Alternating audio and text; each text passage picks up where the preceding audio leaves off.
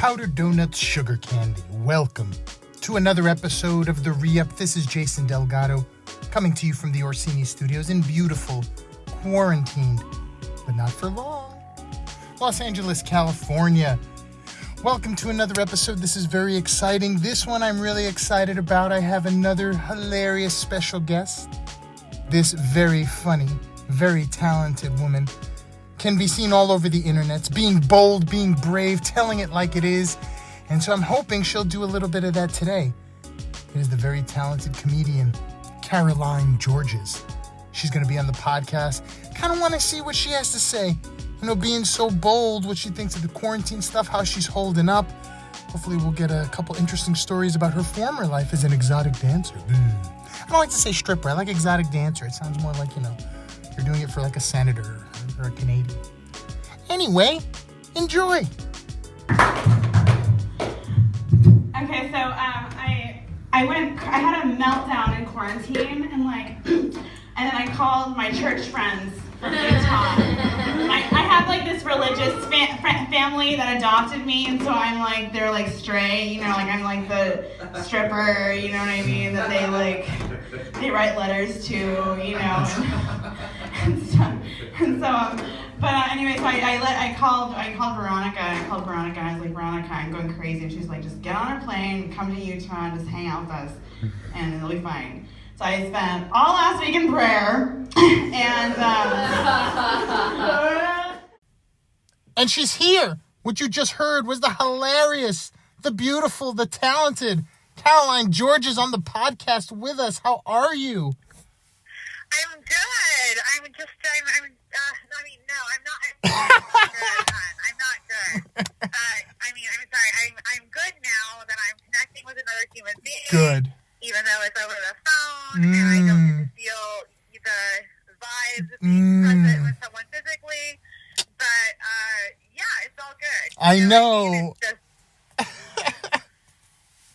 And so I have this new sugar daddy. The U.S. government has been cutting me some serious checks. That's gotta be helping this quarantine time. Yeah. I know. Who would have thought that best sugar daddy I've ever had in my life was the government? I know. Finally, he's paying. Thank you, daddy. I love you. Yeah. That's why I wanted to talk to you, because it's you're one of these people, I know, to kind of give you a bit of a compliment, I always loved your comedy, still do, just as far as the boldness of it, We met sort of doing open mics out on the road out in LA at the crazy spots, and stuff could get crazy, but yet you still seem to have this bold, crazy stance on stuff, which is always kind of anti-establishment. And I was just oh man, I wonder what she thinks of this quarantine. Well, here's the thing. I feel like our generation, which was actually a wonderful thing about our generation, right, was that we were very anti-label. You know what I mean? We were very anti, don't put me in a box. Sure. You know what I mean? But now, this new wave of the new generation is coming in, and it's do put me in a box. Do label me. You know what I mean? And it's just, exactly. And so it's people will look at mad at you if you don't label them. You know what I mean? That's true. That is absolutely true, because I think that there's a part of people that likes to have identity.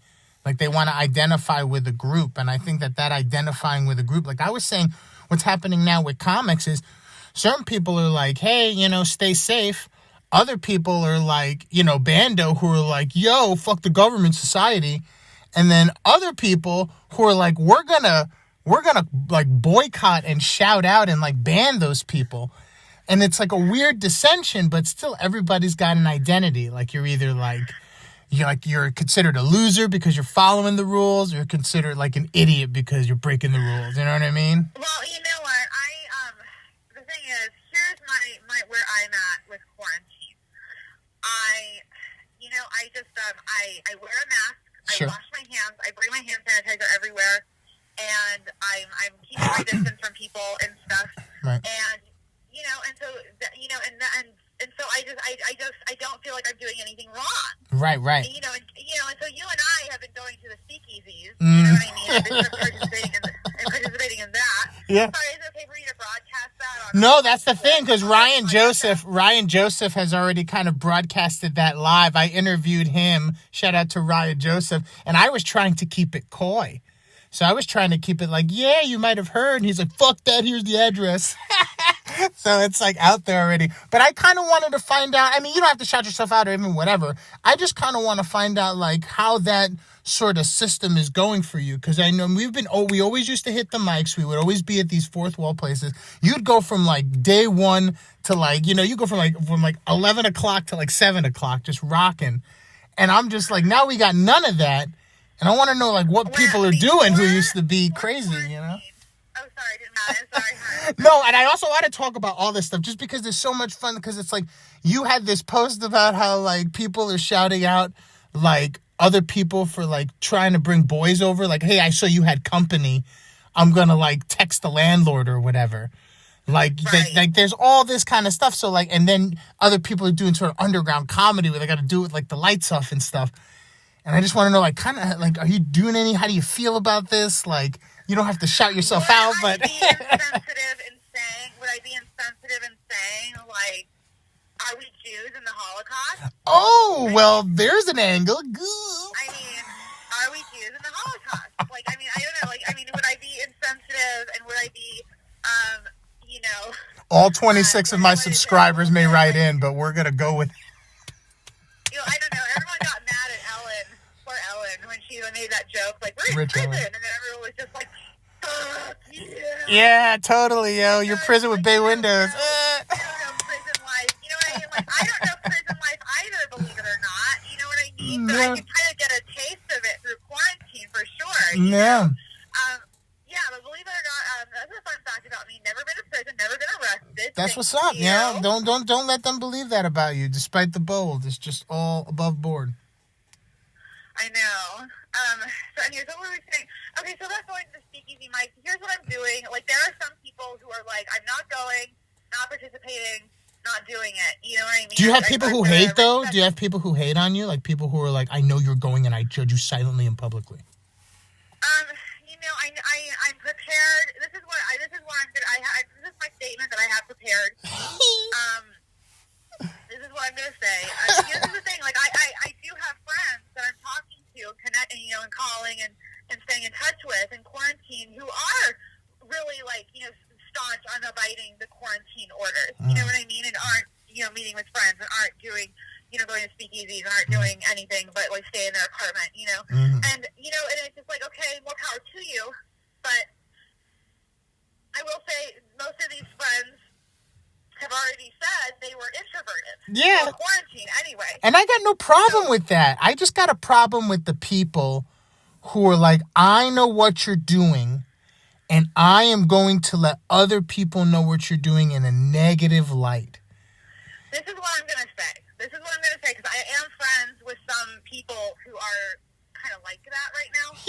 And yes, I am. And, and I, as far as I know, nothing has changed. I'm not really, I'm not letting them, I'm not telling them about what I'm doing. I'm not starting, the drama. I can't handle drama right now. So of course. Can't handle it. But look, this is the thing. I'm just going to be real with you, babe. Like, I was on the suicide hotline twice. Damn. Like, I've called, like, while in quarantine, I went into such a dark place. You need connection. I went to such a dark place, and it was frightening. I have to tell you, like, when you just become, when it gets that dark and hopeless, like, I know. Like, you see a door opening into the great abyss of the afterlife, and you want to go through it. You know what I mean? You want to leave all of this world behind and go through that door, and you're not afraid, and it's horrifying. And so here's the thing. This is what I learned from. Okay, so I'm kind of like buddies with a woman at the suicide hotline because I got her twice. So what happens is, so like they put you with the same person if they can. So like when you call, like if the same person you talked to last time is available, they'll connect you again. So I've actually been in touch with this woman 3 times. The 2 times were because I was calling because I was feeling really suicidal and I was scared of what I was going to do. And here's the thing. If you're calling a suicide hotline, Yeah, you know what I mean? You just want to So chat right before, though, and that's enough to get worried about. It's enough to talk to somebody about. You're calling somebody just to talk you down off the list, and that's all. You're provided that service for free, which is amazing. Mm-hmm. And so the third time I called, I was like, I don't want this woman to think that I did anything, and I don't want her to worry about me. So I'm going to call again. That's nice. So How I nice called of again, you. and I just said, hey, not suicidal. I'm going to hang up right away. I don't want to take up your time. I just want you to know that I'm feeling better. That's beautiful. And that I'm okay.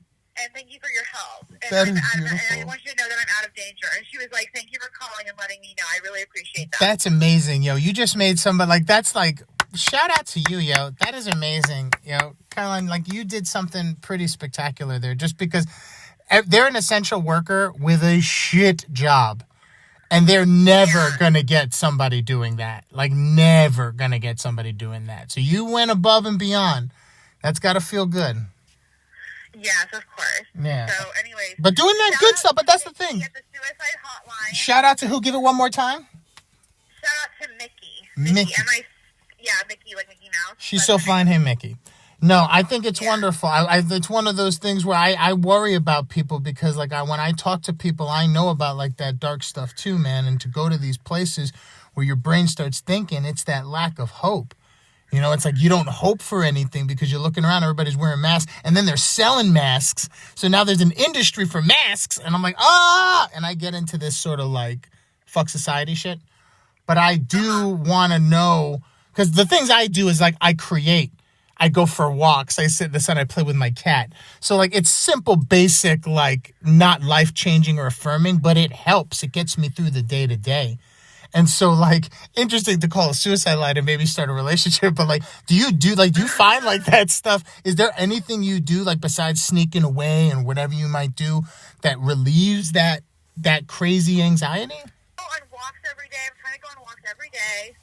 Uh-huh. And getting exercise. And then also, like, I mean, I don't know what I would be doing if I didn't have speakeasy nights to go to. Like, I'm going to one tonight. You know, I have, because I have access to these speakeasies, I have something to structure my day around now. Yeah. You know, that's what we used to do. Mm-hmm. That's hugely important. You had two industries go down for you. Because you had the dance industry and you had the comedy industry. Both lines of live entertainment are gone, yo. And I feel like that's sort of like, because there's the thing, if you're like a road comic, you must be losing your mind. Like, if you're used to going out and performing like on the road every month, like, you must be losing your mind. And I can't imagine like what they're doing. Like, I think a lot of people are doing that, sneaking away, getting together. Yo, we'll hang out in my basement or whatever. Like, it doesn't have to be like a public place, but I don't think everybody's totally like 6 feet in all day long. Oh, well, you know, when that fight night happened, there was like a fight night recently where, where they like had like a quarantined fight. Right. And they like, that was like a lot of people started reporting people for having little get-togethers in their homes. I know. You know? Like inviting their friends over to watch the fight. And it's like, come on, like, let these people just like, they just want to watch the fight. You know what I mean? They just want to be with their friends and watch this fight. That's why they're having the fight, you know? Like, it's just... Like, and let people take that chance. And I don't know, like, that's the thing. I like to know where sort of like, you know, people's thoughts are, because there are these elements of like, you know, it's dangerous to drive a car, so why would you do that? But like, then there are other people who are like, you don't want to endanger your own life or other people's lives. But it's like, you know, I can't go to my cousin's house. You know, I can't go to my friend's house. You know what I mean? That's where it starts to get a little bit, you know, are you going to police that? I don't know. That's scary to me. Well, you know what? The thing is, here's the thing. We do not know for sure what the death rates are for COVID. We don't know for sure what they are. And we know how they're counting the deaths is in, like, like if somebody dies in a car accident and they happen to test positive for coronavirus, their death is being counted as a coronavirus death when they actually died in a car accident. No, exactly. Yeah, I saw some. So it's like, that's not fucking okay. You're not Right. giving us the right answer. Right. You're not giving us the right statistics of how many people are dying. I want the data. Yeah, that's the thing. I like the data shit. Like, I don't believe anybody really knows anything, so that's why I try to like stay out of that. Like everybody's making. They're so open about it. They're so fucking open about it. Like I remember I was on Twitter the other day, and then like England like had this special report. They're like, our death rate in England has gone up to like this many people. Oh my god! And it's like, but other countries are counting death rates differently, so don't like take this number So whatever. seriously. You know what I mean? And so it's just like, so they're giving a warning, like, hey, just so you know, don't trust this number, but this is the number we're giving you. And it's like, fuck you. Like, tell us the truth. How many people are dying on, like, you know, are in hospital beds from COVID, from like pneumonia symptoms, and how, like, who's dying from COVID? Tell us the truth. You know what I mean? And they're not telling us the truth. So it's like, why? Like, if they're not telling us the fucking truth, then why should we fucking listen to them? Exactly. Why? You're exactly you know what I right. mean? So it's like, fuck you. I'm going to the speakeasies. I'm going to go to the speakeasy nights. You're not telling me the truth. You're not telling me the fucking truth. So it's like, that's how. Yeah. That's how If you're not going to do it to me, I'm not going to do it to you. You nailed it. No, you totally nailed it. By the way, can I get a little bit of how are the speakeasy mics as far as like getting, is it all COVID jokes? I try to get a little bit of like a thing. Like, have you come up with any good material that's non-COVID? Like finding yourself? Oh my gosh. So like, people sometimes people have these stories that they are working out and stuff like that. Like, I don't know.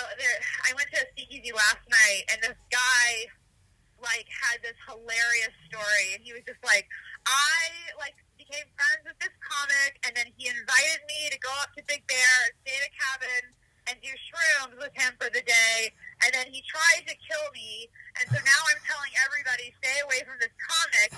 And I was like, who's the comic? And he was like, he told me the name of the comic. I was like, holy shit, that guy is a freaky weirdo. Like, you know, and that sort of thing.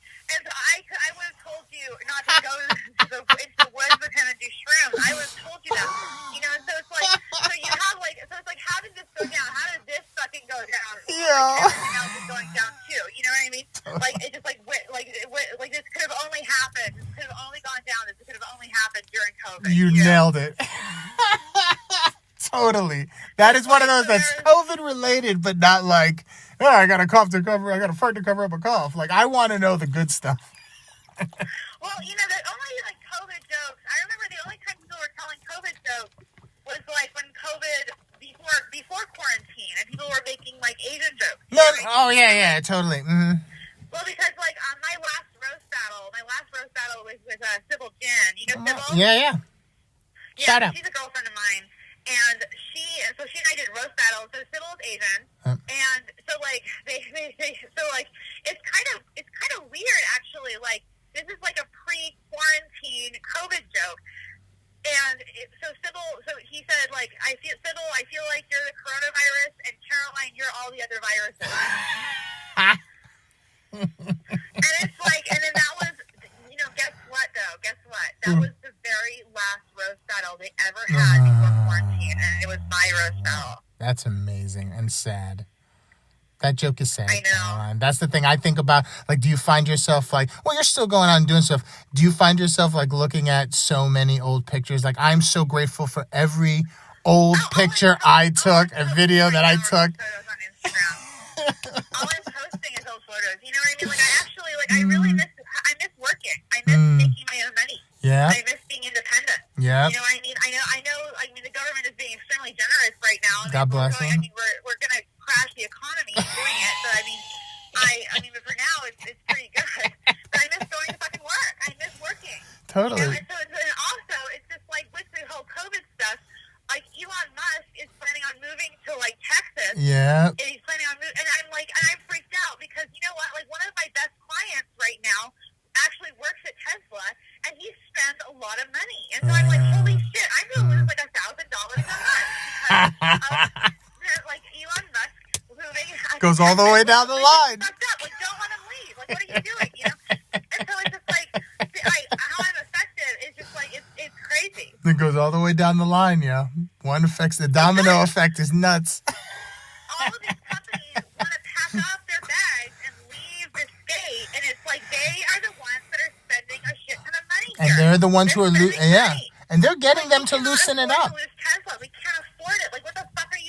Mm-hmm. Like, what the fuck our government officials, our government leaders, what the fuck are you doing that? What the fuck are you doing? Look what you're doing to me. I'm going to lose $1,000 a fucking month. Like, I'm pissed. Oh, that's so good. I could see you doing that exact speech in front of Senate. Like on C-SPAN. I'd love to do a video of you doing that on like a green screen and then putting that speech in front of you saying it to the Senate and then have like Senate faces like, I know. Brr, good Senate point, Brr. won't come to me. I'm going to go to Senate. Or something like that. So do people wear masks at the hidden mics or do people just let it out? There's one I'm going tonight. I'm invited through a friend, so a friend is inviting me, and I'm going to meet the host tonight. Maybe that's something like, and so people will run mics in their apartment. Like, I know this other chick, she's running a mic. But people are open, like they're not wearing masks and stuff. They're just like, we're all hanging out. We just trust each other pretty much. Yeah, pretty much, hon. Yeah? Yeah, pretty much. Yeah, because that's the thing. Like, I have people, like I was at a store and a guy was like, took his mask off to say, hey, could you guys back up a little bit? And I was like, bro, you took your mask off to tell me that? Like, everybody doesn't really know. Everybody's doing whatever they're doing. Everybody's doing their best. You're just doing your best. I mean, we're getting consent. We're all like, we all seem fine with it. That's Yep. the consensus. So Exactly. that's what we're going to do. And you're living free, man. And you're living free. And I think that's got to help the spirit. Like, it's kind of, it has to feel like, you know, the way Ryan described it, it's like you're kind of getting away with something. And I think that there's a little bit of that sneaky deaky vibe that helps the day to day. Like, I believe in what I'm doing and I don't feel like I'm hurting anyone and I'm doing what I feel is right and it's helping me. But it's just this idea that there's this, that could get you. We're alt-right Republicans. Yeah. Like, for some reason, we have been brainwashed to go to the voting polls and vote for a Klans member. You know what I mean? Because You brought it we're full not wearing circle. A fucking face mask in the privacy of our own home. Mm-hmm. You know? And so it's just like, Labels. I don't know. People are being labeled. It's the labels you were talking about. We used to be a position where labels, we didn't want them. And now it's just like, oh, you're not wearing a mask? You must vote for Trump. It's like, wait a minute. What? Honestly, like, there's this female comic, and she posted on Twitter. I don't know if she was kidding or not. I don't know what her comedy is that well. Sure. I'm not too familiar with her comedy. And I don't know, like, from what I know of her comedy, she doesn't seem like a woke comic, Sure. you know? But she is, like, on Twitter, and she's like, guess what? I started screaming at a father and his 4-year-old son that they should wear a face mask. And it's like, something like that. And it was just like, what? You were, like, harassed a kid? You harassed a 4-year-old? Because they were wearing a mask? Like, are you fucking kidding? Like, please tell me you're kidding. Where's the joke, right? Like, I wonder, was she trying to, like, joke around that she did something, like, audacious? Like, just... Yeah. I don't know. I hope you're kidding, girl. Totally. It's like, okay, like, a father and his son are, like, walking down the street, not wearing a face mask, and you're going to yell at them, and you're going to yell at a 4-year-old, and it's scare and freak out a 4-year-old because they're not wearing masks. You know what I mean? And so it's like, even though, like, I mean, this is something about me, like, I'm really sensitive about children. Like, I really love children. And it's just like, holy shit, like, you're harassing a little kid. Yeah. Like, because of, like, COVID, whatever's going on with COVID-19, like, that doesn't give you the right to harass a little kid. Yeah. You know? Mm-hmm. And that's the thing. It gets scary out there. Like, people at supermarkets and people doing things where they got to go in a public area now, and they're inconvenienced, and those inconveniences make them snap. Man, when people are yelling at kids, people are yelling at adults, grown adults, like just yelling at them like they're children. And it's like one of these terrible things where, like, I think it's because we're all inside so much, we're kind of losing it, that as soon as another if I get one more inconvenience and somebody goes, excuse me, could you back up? And they're like, enough! And they just snap. And I think it's starting to, like, I believe that if you're yelling at a kid, at some point, you think back and go, I shouldn't have done that. I'm better than this. I don't think everybody's evil. I believe that there is good in the world. But I believe if there's this many people yelling at one another, it has more to do with the world than the people. I know. But I feel like the power and the authority people have It's scary, yeah. over their neighbors, over just their neighbors. You know what I mean? Mm-hmm. Like people that you live next to, people who are sleeping in the house right next to yours, people who are sleeping and sleeping and eating and living in the apartment right next to yours. Those people that you're essentially living with. Yeah. You know what I mean? People you should trust and people you should care about. You know what I mean? Mm-hmm. People that you should, that should be able to come over to your house and borrow a cup of sugar. You're going to call the cops on those people? Like, are you fucking serious? What happened to the sugar? We're supposed to borrow sugar, and now you're just going to do this shit? Dude, that's the way it is, man. I think it's just because we're inside too much. Sure. But, I don't want to keep you too long. I'm super grateful for you spending the time to do this. Can you tell people on the podcast where they can find you in the webs and such? Absolutely. So it's Caroline_Lydia_Rose. That's on the Instagram, yes? Yeah, so Caroline_Lydia_Rose. Mm-hmm. So it's my first name and my two middle names. Mm-hmm. That's my, so anyways, let's explain that. But my name is Caroline Georges.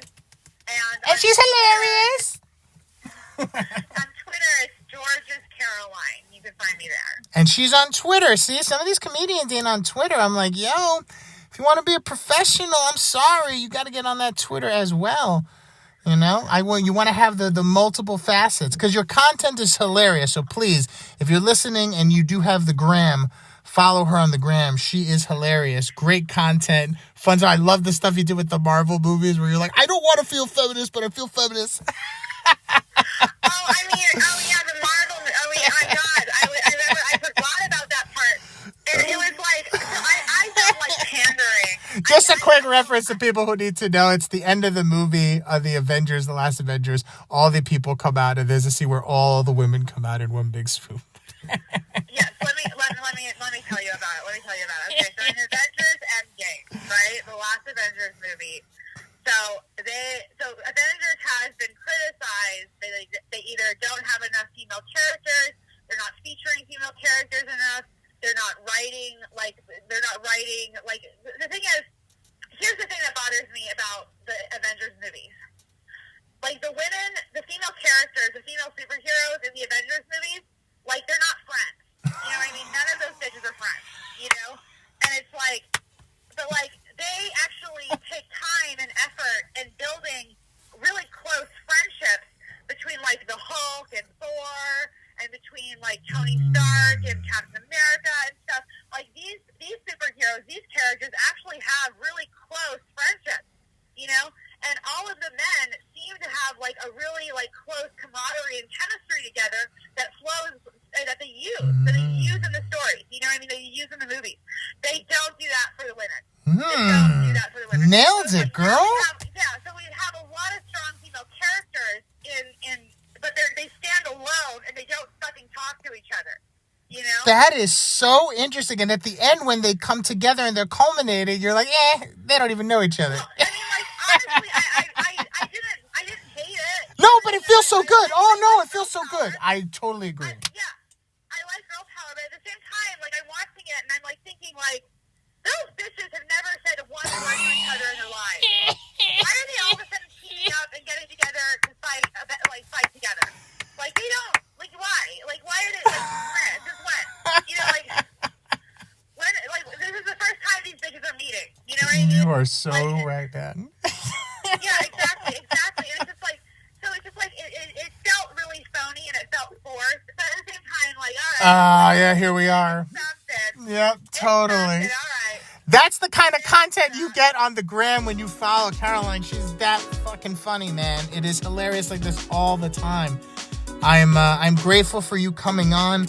Thank you so much. You're still hilarious. Please stay safe out there in the world and stay funny. Thank you so much, babe. No worries. That was a very hilarious conversation. I had so much fun talking to Caroline Georges. You could find her on the internets everywhere. This was so much fun. I love having these little conversations, getting some good laughs and odd introspective thoughts.